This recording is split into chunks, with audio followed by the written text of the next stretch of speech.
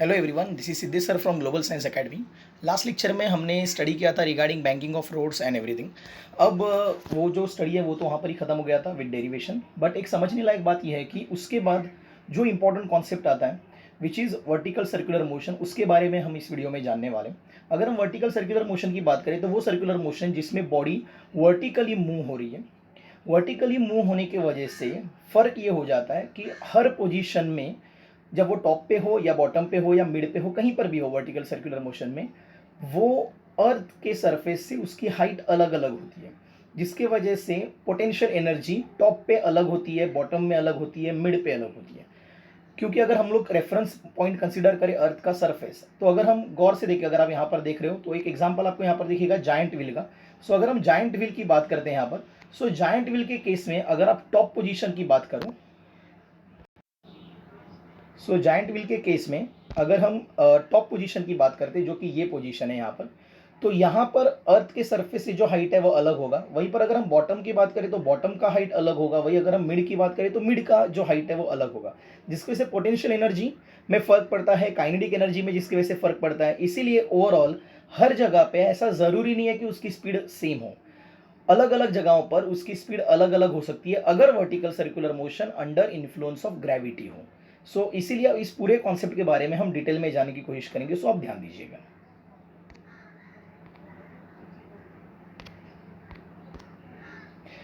अब हम बात करेंगे यहाँ पर examples of vertical circular motion की। जैसे कि आप देख रहे हो आपकी स्क्रीन के सामने, आपको सबसे पहले जो दिख रहा है वो है जायंट व्हील। जायंट व्हील की अगर हम बात करते हो, giant wheel is one of the example जिसमें वर्टिकल सर्कुलर मोशन होता है। अगर हम मान के चलते कि जायंट व्हील अगर ग्रेविटी इन्फ्लुएंस्ड है, ऐसे केस में जो टॉप पोजीशन है जो आपको यहाँ पर दिख रही है, और अगर बॉटम पोजीशन की बात करें और मिड, ये तीन इंपॉर्टेंट पोजीशंस होती है, टॉप, बॉटम और मिड। इसमें अगर हम वर्टिकल सर्कुलर मोशन में देखें तो टॉप पे जाना सबसे ज़्यादा डिफिकल्ट होता है। यहाँ पर अगर आप स्टेटमेंट्स देखो तो मैंने लिखे हुए यहाँ पर कुछ स्टेटमेंट्स आपको दिख रहे होंगे। During vertical circular motion the most critical position to complete the circular motion is top. अब ऐसा क्यों? आप इमेजिन करो कि आपके हाथ में कोई एक बकेट है, जैसे कि आपको एक डायग्राम दिख रहा है यहाँ पर। अगर वो बकेट में पानी है और अगर आप अपने हाथ को ऐसे झुलाते हो जिसकी वजह से वो वर्टिकल सर्कुलर मोशन करने लगे, तो सबसे ज़्यादा डिफिकल्ट हो जाता है टॉप पोजीशन को क्रैक करना। अगर टॉप पोजीशन आपने क्रैक कर लिया तो फिर आगे का सर्कुलर मोशन तो हो ही जाएगा। अगर आप इमेजिन करते हो आपके हाथ में एक रस्सी है, रस्सी को पत्थर लगा हुआ है, और अगर वो पत्थर जो है जिसके साथ रस्सी को अगर आप सर्कुलर मोशन दे रहे हो वर्टिकल, तो सबसे ज़्यादा डिफिकल्ट हो जाता है टॉप पोजीशन को क्रैक करना। बिकॉज टॉप पे जाते जाते कभी कभी ऐसा हो जाता है कि रस्सी आपकी स्लैक हो जाती है, ढीली पड़ जाती है, जिसकी वजह से सर्कुलर मोशन होना बंद हो जाता है। लेकिन अगर एक बार टॉप पोजीशन क्रैक हो जाए, उसके बाद आगे का सर्कल तो वो क्रैक कर ही लेगा या फिर कवर कर ही लेगा। अगर आप रोलर कोस्टर राइड की अगर आप यहाँ पर अब बात करते हैं, अगर आप रोलर कोस्टर राइड में अगर आप देखो तो इसमें भी एक चीज़ है कि जो सबसे ज़्यादा डिफिकल्ट पोजीशन है जहाँ से सर्कुलर मोशन होना ज़रूरी है वो है टॉप। एक बार इस राइड ने टॉप को क्रॉस कर लिया, उसके बाद तो आगे निकल ही जाएगी।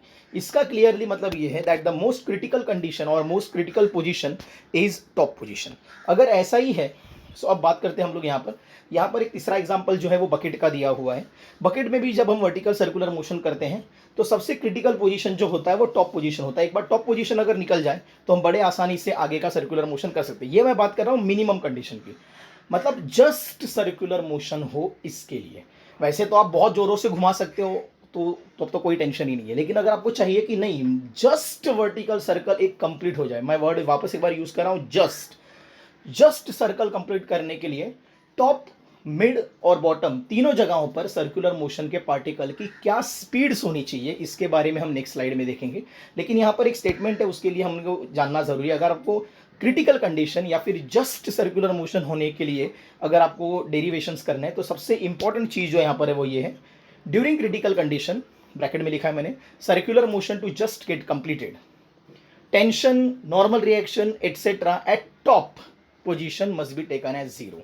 जैसे कि मैंने रस्सी का एग्जांपल दिया था आपको, अगर आप स्विंग कर रहे हो, रस्सी अगर वो पत्थर के साथ अगर ऊपर जा रही है, तो जस्ट उसको क्रैक करते वक्त टॉप पे हो सकता है कि रस्सी का टेंशन बहुत कम हो जाए, मतलब रस्सी में कोई तनाव ही ना रहे, ऑलमोस्ट वो जीरो हो गई हो, और जीरो से थोड़ी सी ही ज़्यादा है, जिसकी वजह से वो सर्कुलर मोशन हो पा रहा है। तो क्रिटिकल कंडीशन के दौरान हमें पता है कि वो जीरो से थोड़ा ज़्यादा होना चाहिए, टेंशन जीरो नहीं होना चाहिए, बट कैलकुलेशंस के दौरान हम उसको जीरो लेके ही कैलकुलेट करेंगे तो ही हमें आंसर्स मिल पाएंगे। हमें मालूम है कि जीरो होगा तब तो कुछ भी नहीं होगा। अगर आप इमेजिन करो टॉप पे अगर सपोज जाने के बाद अगर रस्सी का टेंशन जीरो हो जाता है, तब तो रस्सी सर स्लैक हो गई, सर्कुलर मोशन होगा नहीं। यस ये तो है, लेकिन अगर आपको चाहिए कि कम से कम कितनी स्पीड होनी चाहिए टॉप पे, तो आपको टेंशन को ज़ीरो कंसीडर करके आपको स्पीड लेना पड़ता है। भले हमें मालूम है कि टेंशन थोड़ा सा ज़ीरो से ज़्यादा होना चाहिए, लेकिन थोड़ा सा ही ज़्यादा होना चाहिए, सो हम ज़ीरो कंसीडर करके कैलकुलेशंस कर लेते हैं। ठीक है, सो ये मुझे समझाना था आपको कि वर्टिकल सर्कुलर मोशन के दौरान टॉप पोजीशन में जाने के बाद आपका जो टॉप पोजीशन जो होता है वो बहुत क्रिटिकल होता है, और वहाँ का टेंशन जो होता है वो आपको क्या लेना होता है, ज़ीरो लेना होता है। अगर अब ऐसा ही है तो हम नेक्स्ट स्लाइड में जाएंगे, और नेक्स्ट स्लाइड में जाते वक्त मैं आपको बताऊंगा कि उसका डेरिवेशन कैसे करना होता है, टॉप मिड और बॉटम पे कम से कम कितनी स्पीड होनी चाहिए ताकि सर्कुलर मोशन हो। सो आप ध्यान रखिए यहाँ पर। अब हम आगे इस डेरिवेशन में अगर आप गौर से देखो तो आपको दिख रहा होगा यहाँ पर कि वर्टिकल सर्कुलर मोशन मैंने लिखा हुआ है, और फिर वहाँ पर लिखा है for critical condition tension at top must be taken as zero, जो मैंने आपको लास्ट स्लाइड में भी बताया था। और उसी के दौरान आपका जो टेंशन जब टॉप पे जीरो होगा उस वक्त कम से कम जो वेलोसिटी टॉप पे होनी चाहिए वो होनी चाहिए root of R G, mid के लिए होना चाहिए रूट ऑफ 3rg, और बॉटम के लिए होना चाहिए रूट ऑफ 5rg। अब ये कैसे या फिर क्यों, इसके बारे में हमें आगे के डेरिवेशन में पता चलेगा। पहले मैं आपको डायग्राम एक्सप्लेन कर देता हूँ, जस्ट डायग्राम की तरफ फोकस करिए, पे अटेंशन। अगर हम इस डायग्राम का बारे में अगर हम लोग देखते हैं यहाँ पर, तो यहाँ पर आपको दिख रहा होगा कि टॉप पोजीशन ए से डिनोटेड है, मिड पोजीशन बी से डिनोटेड है, और बॉटम पोजीशन सी से डिनोटेड है। जैसे कि मैंने आपको बताया था कि वेट जब भी कोई बॉडी घूम रही होगी, हम एग्जांपल यहाँ पर ले रहे हैं कि रस्सी को कोई पत्थर लगा हुआ है और वो पत्थर गोल गोल घूम रहा है, तो जैसे भी कहीं पर भी किसी भी पोजीशन में हो ए बी या सी, वेट मतलब mg जो है वो हमेशा डाउनवर्ड रहेगा। तो आपको दिख रहा है तीनों पोजीशन में mg हमेशा डाउनवर्ड है। दूसरी चीज जो मुझे बतानी थी, सेंट्रीपिटल फोर्स, रस्सी के केस में सेंट्रीपिटल फोर्स जो होता है वो टेंशन होता है, ये मैंने पहले आपको बताया था। तो ऐसे केस में टेंशन जो है, अगर आप हर केस में देखो TA TB या TC, जो ब्लू कलर से यहाँ पर मार्क्ड है, अगर आप TA देखो या फिर TB देखो या फिर TC, कोई भी आप चीज़ देखो, ये तीनों भी जो टेंशन है वो टुवर्ड सेंटर है। टॉप हो या मिड हो या बॉटम हो, वो टुवर्ड सेंटर आ रहे हैं, ओ की तरफ आ रहे हैं, क्योंकि ये सेंट्रीपिटल फोर्स है। अब अगर हम तीसरे फोर्स की बात करें, जनरली ये कभी कभी आपको दिखेगा कि ये तीसरा फोर्स जो मैंने यहाँ पर लिया हुआ है वो काफ़ी बार डायग्राम में नहीं लिया जाता, क्योंकि मैं जब इसे पढ़ाता हूँ तो मैं पढ़ाता हूँ सेंट्रीफ्यूगल की मेथड से, नॉन इनर्शियल फ्रेम के मेथड से, क्योंकि वो बॉडी सेंट्रीफ्यूगल फोर्स भी तो एक्सपीरियंस कर रही है, इसलिए मैं सेंट्रीफ्यूगल फोर्स भी देता हूँ। और सेंट्रीफ्यूगल फोर्स जो होता है वो हमेशा अवे फ्रॉम सेंटर होता है, और सेंट्रीफ्यूगल फोर्स का फॉर्मूला mv²/r। इसलिए अगर आप ए पोजीशन की बात करो, जो आपको यहाँ पर दिख रहा है, मैं कलर चेंज कर रहा हूँ, ए पोजीशन की अगर हम बात करते हैं तो सेंट्रीफ्यूगल फोर्स यहाँ पर रहेगा इन दिस डायरेक्शन। यहाँ पर अगर सेंट्रीफ्यूगल की बात करें तो सेंट्रीफ्यूगल यहाँ पर रहेगा, और यहाँ पर सेंट्रीफ्यूगल अगर देखें तो यहाँ पर। तो ये तीनों भी सेंट्रीफ्यूगल फोर्सेज जो है वो मैंने डॉटेड रेड कलर से यहाँ पर डिनोट किए हुए हैं, mv²/r mv²/r mv²/r। लेकिन अगर आप गौर से देखो तो आपको दिखेगा ए पोजीशन पे mva²/r है, फिर बी पे mvb²/r है, और सी पे mvc²/r है, क्योंकि अलग अलग जगहों पर वर्टिकल सर्कुलर मोशन में वेलोसिटी अलग अलग होती है। अब अगर हम बात करें कि ये डेरिवेशन कैसे होता है, तो सबसे पहली बात तो मैंने आपको बताया था, कम से कम सर्कुलर मोशन होने के लिए टेंशन एट टॉप जो है TA, ये जो है वो जीरो होना चाहिए, ये मैंने आपको पहले भी बताया था, और उसी को कंसीडर करते हुए हम इस डेरिवेशन को कंटिन्यू करेंगे। अब पे अटेंशन, अगर हम गौर से देखें यहाँ पर आपको सबसे पहले दिखाई देगा for minimum velocity at top, जो कि है VA। अब सिंपल सी बात है, मैंने आपको वर्टिकल इक्विलिब्रियम सिखाया है, total upward force is equal to total downward force यहाँ पर आप यूज कर सकते हो। तो अगर आप ए पोजीशन के देखो डायग्राम में गौर से, तो total upward is equal total downward अगर हम करते हैं तो mva²/r is equal to TA plus mg या फिर mg प्लस TA, ये हमें इक्वेशन मिलेगा जो कि यहाँ पर दिया हुआ है। So mva²/r is equal to mg plus TA। लेकिन मैंने आपको बताया था for minimum case of circular motion TA को हमें जीरो लेना होता है। So if TA is zero, तो इस इक्वेशन में TA को अगर हम जीरो पुटअप करते हैं तो सिर्फ इतना ही बचेगा, that mv²/r is equal to mg, उतना ही बचेगा, और वही यहाँ पर आया हुआ है that it is mva²/r is equal to mg, because TA को जीरो ले लिया। यहाँ से अगर आप देखो तो कैंसिल हो जाएगा, और आपको इक्वेशन मिलेगा va² is equal to rg, मतलब va is equal to √rg, मतलब कम से कम टॉप पे जो वेलोसिटी होनी चाहिए va, वो होनी चाहिए √rg, जो कि आपको यहाँ पर दिख रहा होगा। यहाँ पर मैंने उसको जस्ट अलग से मेंशन किया हुआ है यहाँ पर, that v mean at top is equal to √rg, ये आपको दिखा है। अच्छा सर, टॉप पे तो हमें पता चल गया कि va तो होना चाहिए √rg, बट मिड और बॉटम के लिए अब हम कैसे करें, बिकॉज मिड और बॉटम के तो टेंशन जीरो नहीं होते, बिकॉज मिड या बॉटम पे आते वक्त तो रस्सी के अंदर टेंशन होगा ही, टॉप पे थोड़ा बहुत जीरो हो सकता है, फिर जीरो से थोड़ा सा ज़्यादा, लेकिन मिड या बॉटम में तो जीरो नहीं होता। ऐसे केसेस में आपको टोटल एनर्जी का इक्वेशन लगाना होता है। जी हाँ, पहली बात आप सुन लीजिए यहाँ पर कि आपको दोनों जगहों पर, मतलब आपको अगर मिड की वेलोसिटी भी चाहिए यहाँ की वीबी की वैल्यू या फिर वीसी की वैल्यू चाहिए, आपको कोई भी वैल्यू चाहिए, आपको टोटल एनर्जी का इक्वेशन लगाना पड़ेगा, विच इज वेरी सिंपल।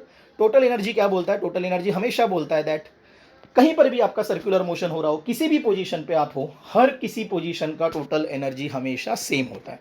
कहीं पर भी आप हो, टोटल एनर्जी हमेशा सेम रहेगा। मतलब आप ए पोजीशन पे हो, आप बी पोजीशन पे हो, सी पे हो, या फिर कहीं और बीच में कहीं पर भी हो, टोटल एनर्जी हमेशा सेम रहेगा।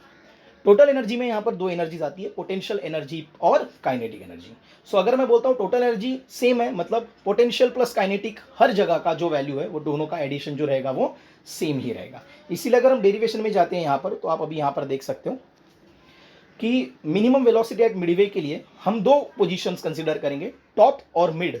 सो total energy at A is equal to total energy at B. आपको दिख रहा होगा यहाँ पर total energy at A is equal to total energy at B. अब टोटल एनर्जी में मैंने जैसे कि बताया था आपको दो पोजीशंस आती है, सॉरी दो एनर्जीज आती हैं, पोटेंशियल एनर्जी और काइनेटिक एनर्जी, जिसकी वजह से अब ये इक्वेशन हो जाएगा potential energy at A plus kinetic energy at A is equal to potential energy at B plus kinetic energy at B. अब हमें देखना है कि पोटेंशियल एनर्जी का फॉर्मूला तो होता है mgh, सो इसका मतलब है पोटेंशियल एनर्जी का हो गया mgha plus half mva square, क्योंकि kinetic energy half mv square होता है। अच्छा, बी के लिए हो जाएगा mghb plus half mvb square. अब इसमें से हमें कुछ चीज़ें ऑलरेडी पता है, जैसे कि mgh जो यहाँ पर लिखा हुआ है, जिसमें से h जो है, अगर हम बॉटम को रेफरेंस कंसिडर करें, अगर ये डायग्राम में अगर आप देखो, ये बॉटम को अगर मैं रेफरेंस कंसिडर करता हूँ, तो जो बॉटम को रेफरेंस कंसीडर करने से टॉप की जो हाइट हो जाएगी ये h, वो हो जाएगा 2 टाइम्स रेडियस। इसीलिए यहां पर डेरिवेशन के अंदर h जो है उसको 2 टाइम्स रेडियस लिया हुआ है, जिसकी वजह से mgha जो है वो हो जाएगा 2mgr। अच्छा, आगे जो है आपको दिख रहा होगा half mv square, but va की वैल्यू तो हमने ऑलरेडी यहां से निकाली हुई है, तो वही va की वैल्यू अंडर रूट rg हम पुटअप करेंगे, तो हमारा वैल्यू हो जाएगा half m V A square, but V A अगर अंडर रूट आर जी है तो वी ए स्क्वायर हो जाएगा आर जी। इसीलिए आपका जो लेफ्ट हैंड साइड है वो बन जाता है 2mgr प्लस हाफ mgr। ये आप समझ सकते हो, ऊपर की वैल्यूज आपको सिर्फ नीचे डालनी है यहाँ पर। अच्छा, नेक्स्ट, अब इधर का जो mgr था इक्वल टू के राइट साइड में, उसको भी हमने लेफ्ट साइड में अगर ले लिया तो वो हो जाएगा minus mgr।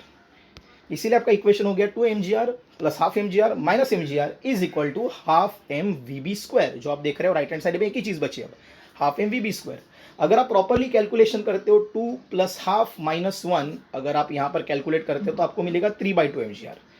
3/2 mgr is equal to half mvb square, mm cancel हो जाएगा, और फाइनली आपको वेलोसिटी एट बी पोजीशन मिल जाएगा। And velocity at B position का जो वैल्यू है वो है अंडर रूट 3gr। वैल्यू क्या है? Under root 3gr। अगर वैल्यू अंडर रूट 3gr है तो वो मैंने यहाँ पर आपको मेंशन करके दिया हुआ है, दैट अंडर रूट 3rg। ठीक है, अगर हम इसी को आगे बढ़ाते हैं, और अब सर मिड का तो मिल गया अंडर रूट 3rg, अब बॉटम के लिए हम कैसे करें? सेम मेथड आपको फॉलो करना है बॉटम के लिए। अगर आप चाहते हो कि बॉटम की वेलोसिटी आपको मिले, आप फिर भी उसको इजीली फाइंड आउट कर सकते हो। देखिए डेरिवेशन छोटा सा ही बचा है, क्योंकि अब हम क्या करेंगे, फिर से एक बार वही टेक्निक हमारी, total energy always remains constant. So total energy at top मतलब A position is equal total energy at bottom मतलब सी पोजीशन। सो उस वक्त हमारा जो डेरिवेशन होगा उसको हम लेके जाएंगे यहाँ पर। अगर आप बॉटम में आप देखो तो आपको दिखेगा यहाँ पर कि for minimum velocity total energy at A is equal total energy at C. जैसे कि हमें मालूम है टोटल एनर्जी एट ए, तो इसके प्रीवियस पार्ट में हमने देखा था कि ये सब तो वही है, ये सब तो वही है टोटल एनर्जी एट ए, तो उसका वैल्यू तो आता है 2mgr प्लस हाफ mgr। वही वैल्यू जो है वो यहाँ पर भी है 2mgr प्लस हाफ mgr। अब total energy at C, so total energy at C के लिए हमें चाहिए potential energy plus kinetic energy at C, but हमें मालूम है पोटेंशियल एनर्जी का फॉर्मूला होता है mgh, और बॉटम की हाइट तो जीरो ही रहेगी, बिकॉज हम तो हाइट वहीं से गिन रहे हैं, तो बॉटम का हाइट जो रहेगा वो जीरो ही रहेगा, जिसकी वजह से पोटेंशियल एनर्जी सी पोजीशन पे होगी ही नहीं, वहाँ पर सिर्फ काइनेटिक एनर्जी रहेगी। और काइनेटिक एनर्जी का जो फॉर्मूला रहेगा वो रहेगा यहाँ पर जो जिस तरीके से आपको दिख रहा है हाफ mvc स्क्वायर। सो इस तरीके से 2mgr प्लस हाफ mgr हो जाएगा 5/2 mgr। 5/2 mgr is equal to half mvc square. So previous method की तरह आपको सॉल्व करने के बाद vc का वैल्यू मिलेगा under root 5gr। In short, कम से कम टॉप पे आपकी स्पीड होनी चाहिए अंडर रूट rg, मिड पे होनी चाहिए अंडर रूट 3rg, और बॉटम पे होनी चाहिए अंडर रूट 5 rg। अगर आप इतनी प्रॉपर तरीके से अगर वेलोसिटीज़ निकाल लेते हो, इतनी वेलोसिटीज़ अगर है, तो आपका वर्टिकल सर्कुलर मोशन बड़े आसानी से हो जाएगा। अब समझने लायक बात ये है कि और एक चीज़ है जो इसके अंदर मेंशन नहीं है, लेकिन मैं बता रहा हूँ, आप समझ जाइए कि टेंशन्स अलग अलग जगहों पर कम से कम कितने होने चाहिए। तो मैंने बताया था कि टॉप पे तो कम से कम 0 ही होना चाहिए। मिड पे हम कैसे निकालें? सो मिड पे टेंशन अगर आपको निकालना है, so which is again very simple. अगर आप डायग्राम में देख पा रहे हो, तो अगर आप हॉरिजॉन्टल इक्विलिब्रियम लेते हो तो बहुत आसान हो जाएगा हॉरिजॉन्टल इक्विलिब्रियम के जरिए इसे समझना। Total leftward force is equal to total rightward force. अगर आप डायग्राम में देख पा रहे हो तो यहाँ पर मिड में लेफ्टवर्ड जो है वो सिर्फ टीबी है और राइटवर्ड जो है वो है mvb²/r, जिसके वजह से आप बहुत ही आसानी से इसे सॉल्व कर सकते हो। कैसे? Very simple, pay attention. अगर आप देखो यहाँ पर तो आपको समझेगा tension at B is equal to mvb²/r। So T at B, tension at B is mvb², लेकिन vb तो हमें मालूम था कि √3rg है। सो vb² जो है वो 3rg हो जाएगा। सो इट इज़ 3rg/r। फिर ये r और ये r कैंसिल हो जाएगा और आपका tension minimum at mid position हो जाएगा tmg, सॉरी 3mg, करेक्ट। तो ये हो गया आपका मिड पोजीशन के लिए। अब अगर हम बॉटम की बात करें, सो बॉटम में भी बहुत आसानी से हम इसे समझ सकते हैं। अगर आप बॉटम की तरफ अगर आप बढ़ते हो, so which is very again very, bottom में अगर आप देखते हो तो आपको वर्टिकल इक्विलिब्रियम लेना पड़ेगा, बिकॉज यहाँ पर टेंशन वर्टिकल है।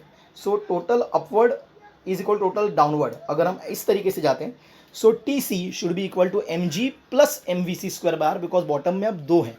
सो अगर हम उस लॉजिक से जाते हैं तो हमें बहुत आसानी से समझ में आ जाएगा कि